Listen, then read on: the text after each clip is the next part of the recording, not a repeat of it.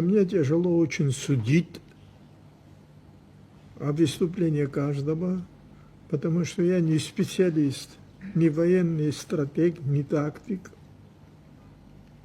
Но поделюсь немножко со своими впечатлениями, которые у меня сложились здесь. Многие из нас, не только вы, но и в нашем обществе, и не только в нашем обществе, думают, что война уже прошла. А между тем она продолжается. Продолжается она и у нас. Не закончилась она 30 сентября 1993 года, и не начиналась она 14 августа 1991 года, 1992 года. Она начиналась значительно раньше, после Второй мировой войны, сразу же в недрах Госдепа специалисты высочайшей квалификации разрабатывали, как разрушить советскую систему. Разработанный план действия, естественно, это был секретный план. Соединенные Штаты ждали, что и как будет происходить в Советском Союзе.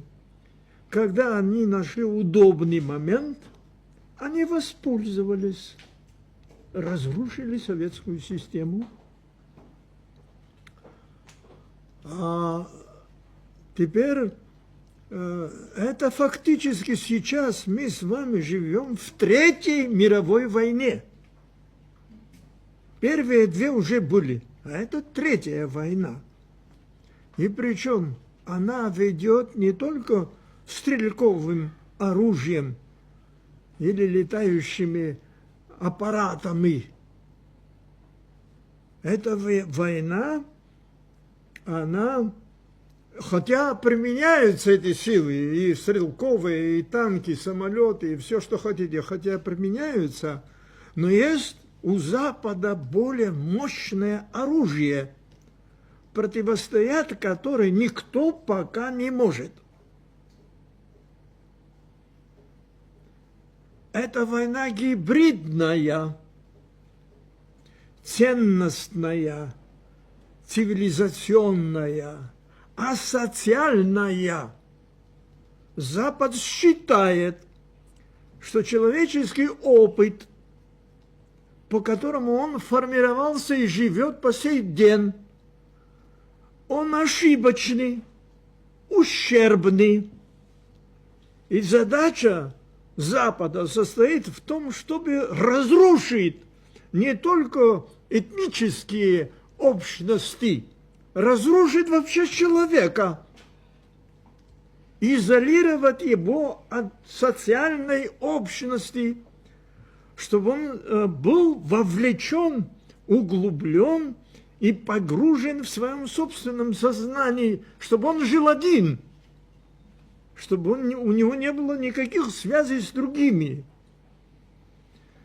Вот эта война, значит, война, которая ведется, она незаметна, по крайней мере, в нашем обществе мало кто это ощущает. Мало кто это чувствует. Значит, я не знаю, не хочу вас огорчать. Мне уже очень много лет. Но я беспокоюсь. Знаете, у меня дома тоже растут младшие. Внуки растут. Их судьба, конечно же, трогает, волнует меня. Я старый человек. Здесь присутствующие очень уважаемые, очень заслуженные и так далее, но нам важно обратить внимание на себя и на будущее поколение.